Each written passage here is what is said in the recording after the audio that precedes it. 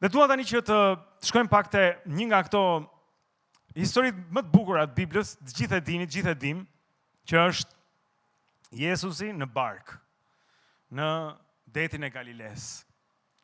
Është një vend i qetë, më shumë liqenë se sa det. Dhe mirë po, me që lexova, këto dukuri klimatike ndodhin me të vërtet në Galile. Ku pa pritmas, në Galile mund të bëhet furtunë e madhe. Dhe dallë, të cilat zakonisht nuk janë atje, mund të përmbysin gjithçka. Dhe Jezusi po flej mbështetur mbi një astëk, po le ta lexojmë nga Ungjilli sipas Markut. Kjo, si duket, ka qenë e preferuar ndër të krishterët e parë si histori, sepse të katër ungjit e kanë. Ndërkaq, pra, Marku 4, vargu 37, thotë: ndërkaq përtheu një furtunë e madhe dhe valët përplaseshin mbi bark. Aq shumë sa ajo po mbushej. Ai ndërkaq po flinte mbi kiç mbi një astëk. Jezusi ishte i qetë, po flinte. Ata e zgjuan dhe i thanë: mësues, a nuk merakosesh që ne po marrim fund? Dhe ai si u zgjua, e qortoi erën dhe i foli detit: pusho, fashitu. Dhe era pushoi dhe u bë bunace e madhe, u bë qetësi e madhe. Atëherë ai u tha atyre: pse jeni kaq frikacak? Vallë, si nuk keni besim? Çka mund të ma thot mua çdo ditë? Me të drejtën dhe me të drejtë.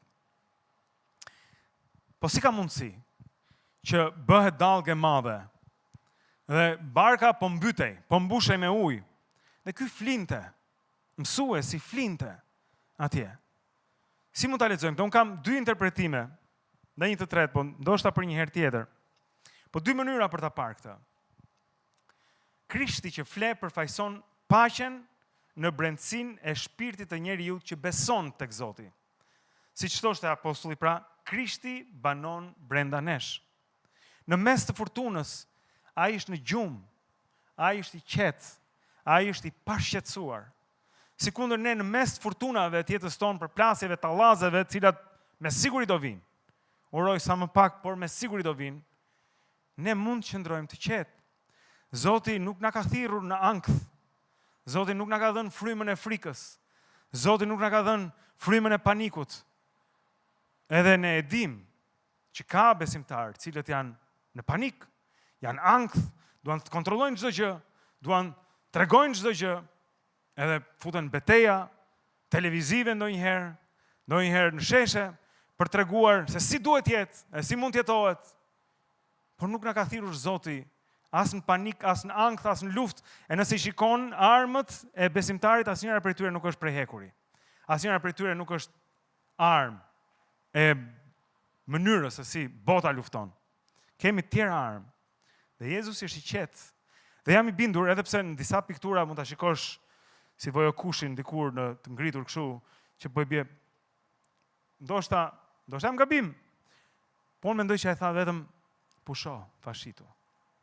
Nuk ishte nevojë të klithte erës, nuk ishte nevojë të bërtiste detit që të qetësohej.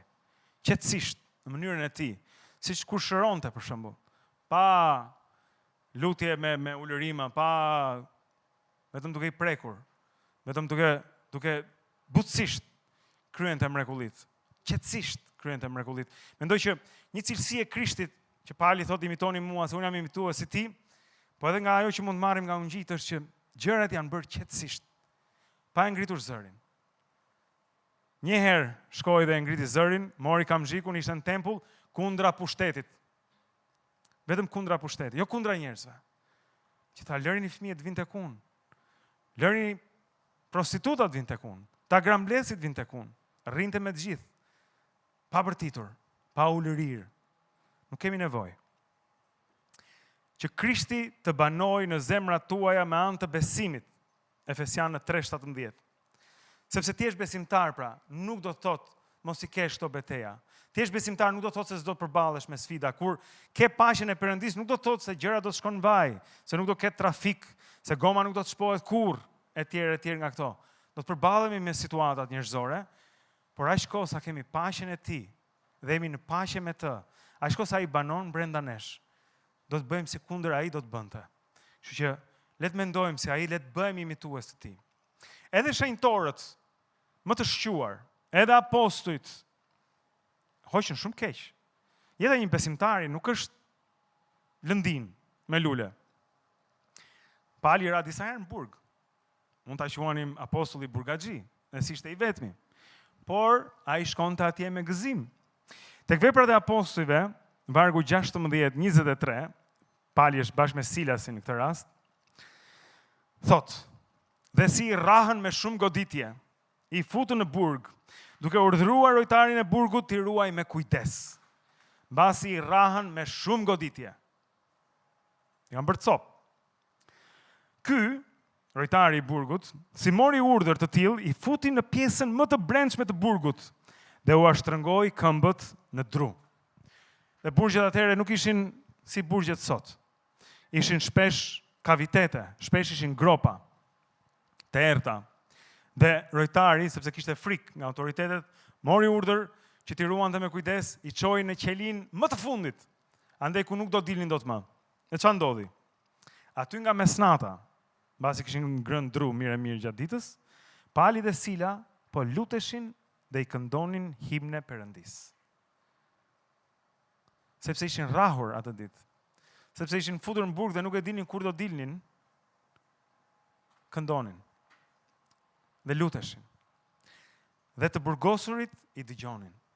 Edhe me siguri habiteshin. Dhe befas u bën një tërmet i madh, saqë u tundën themelet e burgut dhe në atë çast u hapën të gjitha dyert dhe të gjithëve ju zgjidhen prangat. Nëse e marrim qetë, nëse lëm Zotin të punojë në jetën tona, e sigurt që ai nuk do të vënojë që të përgjigjet. E sigurt se lutjet, se ai e thot edhe te Filipianët që lexuam në fillim, me anë lutjesh dhe përgjërimesh dhe me falënderim. Kështu arrihet paqja, me lutje, me përgjërim, me falënderim. Edhe me këngë, gjithashtu. Këto janë armët e një paqebërësi. Ky është interpretimi i parë, ku ne, si besimtar, mund të terrorizohemi nga çfarë ndodh, dhe ai zgjohet nga gjumi, i qet dhe bën që stuhia të pushojë dhe pastaj pyet në fund pra siç e tha atyre, vallë, pse keni frikë? Vallë, ku është besimi juaj? Ka edhe një interpretim tjetër, se mund ta shikosh kështu apo mund ta shikosh ashtu. Në këtë botën e lakmis në cilën ne jetojmë, në këtë botën e Instagramit që ju përmenda pak më herët, në këtë botën e të grumbulluarit. Të gjithë duan të grumbullojnë, të gjithë duan të rriten, të rrisim kompaninë, të rrisim pasurinë, të rrisim katandin. Kanë njëjtën ideologji si kanceri. Qelizat e kancerit këtë kanë, të rritemi, të rritemi, të rritemi. Edhe ftohemi, tundohemi, mësohemi që të rrisim sa më shumë atë që kemi. Ato pasurinë ngatrojmë me vlerën e vërtet. Dhe jemi në kish, jemi besimtar, po edhe këto na godasin. Edhe na tundojnë. Ndonjëherë harrojmë që është përmes lutjes, është përmes Jezusit, është përmes Tij që mund të rritemi vërtet. Sepse pasuria jonë, siç ai thotë, është në qiell, jo mbi tokë. Dhe në këtë rast mund ta shikojmë Jezusin që fle, si Jezusin brenda zemrës tonë, të cilin ne e kemi vënë në gjumë. Jezusi brenda nesh ka rënë në gjumë. A ti e pyet, diko thua, a lutesh çdo ditë?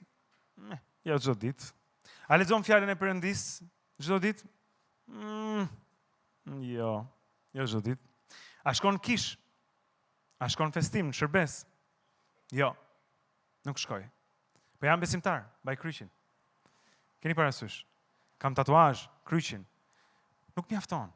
Nëse nuk lutemi çdo ditë, nëse nuk kalojmë kohë me të çdo ditë, nëse nuk vim në bashkësi, nëse nuk shkojmë tek vejushat, tek jetimët, si thot ai, ka një mënyrë, mendoj, për ta takuar Krishtin fizikisht. Ai thot, unë isha në burg dhe ju më erdhët. Isha në burg dhe ju më erdhët.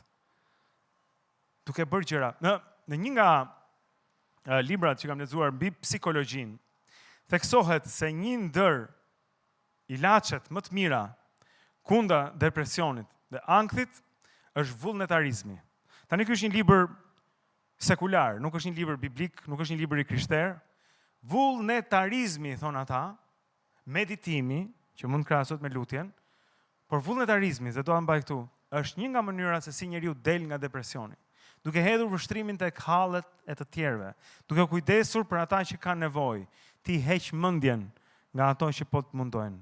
Kjo është receta që po japin mjekët atje për njerëzit që nuk ndihen mirë, shpirtërisht dhe mendrisht. Shko thonë, bëj punë vullnetare, po ne jemi gjithashtu të thirrur. Këto sekrete që këta po i zbulojnë tani mbas 2000 vjetësh, ne kishim atje. Bëj diçka. Nuk mjafton të vish të këndosh. Nuk mjafton të hedhësh lek atje. Qa po bëj? Unë e pyes veten bashkë me juve. Mos mendoni se po ju predikoj apo po ju bëj moral këtu. Por çfarë bëjmë ne? Si shkojmë ne Krishtit në burg? Se ai thot, çdo gjë që keni bërë për këta e keni bërë për mua. Prandaj them është një mënyrë për ta takuar.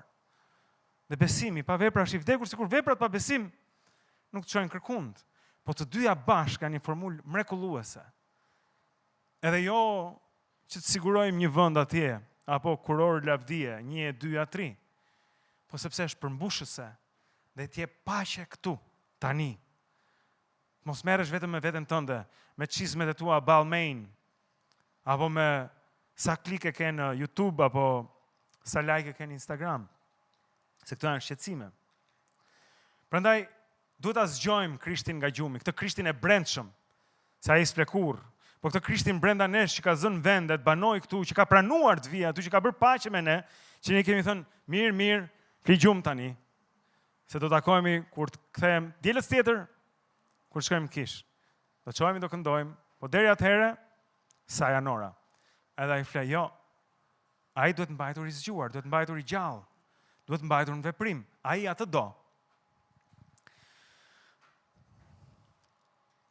Kam lisuar, jam në fund tashi, por çfarë na e prish paqen?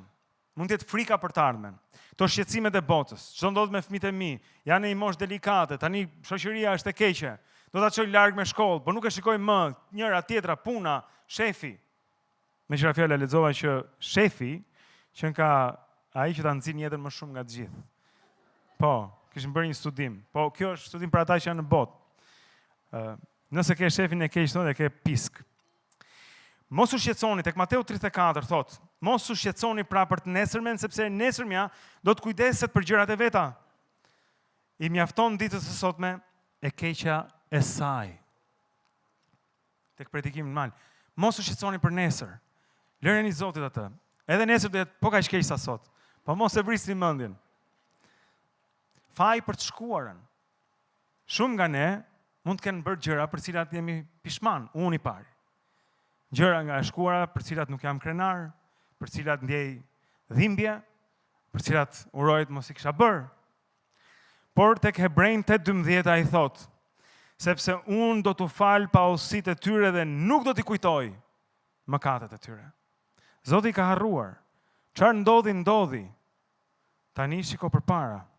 Tek Filipianët 3:13 dhe 14 thot, por bëj një gjë, harroj ato që janë pas dhe shtrihem drejt atyre që janë përpara, duke rendur drejt shënjestrës, për çmimin e thirrjes qiellore të Perëndis në Krishtin Jezus. Është pali që thot, harroj ato që janë pas dhe shtrihem drejt atyre që janë përpara. Ky persekutuesi i kishës, ky që rrihtet krishter rrugës. Dhe tek Luka 9:62. Askush që vë dorën mbi parmend dhe hedh syt pas, nuk është i përshtatshëm për mbretërinë e Perëndis. Kjo s'mund të jetë 62, mund të jetë 26. Ka 62 vargje tek Luka? 9? Ndoshta. Ose e kam gatruar unë kur kam shtypur. Pra askush që vë dorën mbi parmend dhe hedh syt pas, nuk është i përshtatshëm për mbretërinë e Perëndis. Shiko përpara. Çfarë ishte? Çfarë ka kaluar, jemi bërë të rinj, jemi tjetër. Konfliktet me njerëzit janë gjithashtu ato që na mbajnë jashtë paqes. Megjithatë, tek Efesianët 6:11 thot, vishni gjithë armatimin e Perëndis, që të mund të qëndroni kundër kurtheve të djallit, e mos harroni asnjëherë që ai është në punë, sepse s'ka punë tjetër. Sepse beteja jonë nuk është kundër gjakut dhe mishit, por kundër principatave, kundër pushteteve, kundër sunduesve të botës së errësirës së kësaj epoke, kundër frymrave të mbrapshta në vendet qiellore. Betejë jonë nuk është me njerëzit, me asnjë nga njerëzit, që është me mishë me gjak. Betejë jonë është me principatat në vendet qellore, sunduesit e botës e errësirës. Dhe në fund, lumë ata që përpiqen për paqen, sepse ata do të quhen bij të Perëndisë. Lumë paqebërësit, lumë ata që përpiqen për paqen. Kështu që unë mundohem, jo gjithmonë ja dal, po jam I sigurt shumë prej jush e bëjnë më mirë se unë. Përpiqemi për paqen. Zoti na thret përpiqemi për paqen. Mos përpiqemi për agresion. Mos përpiqemi për akuza. Mos përpiqemi për për ti shfarosur të tjerët, për ti demaskuar të tjerët, për të treguar vendin atyre në emër të Zotit. Jo, nuk është kjo thirrja jonë. Thirrja jonë është të sjellim njerëzit e Zotit, jo t'i largojmë ata nga Perëndia.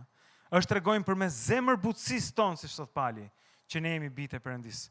Nuk ka thënë asnjëherë atje përmes muskujve tuaj, përmes gjuhës tuaj të mpret, përmes zgjuarsisë tuaj që I lidhni gonxhe kundërshtarët tuaj në debat, do kuptojeni që jeni bijtë e mi.